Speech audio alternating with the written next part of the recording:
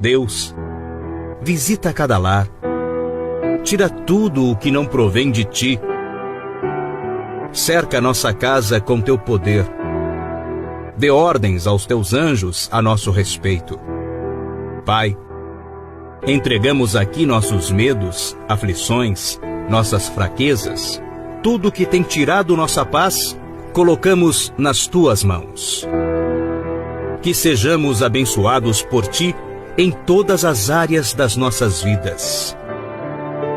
Senhor, agradecemos também pelo dia de hoje, pelo nosso trabalho, pelo nosso estudo, pelo nosso crescimento moral e intelectual. Peço perdão, Senhor, se em algum momento deste dia eu cheguei a falhar. Te amo, Deus, tua graça nunca falha.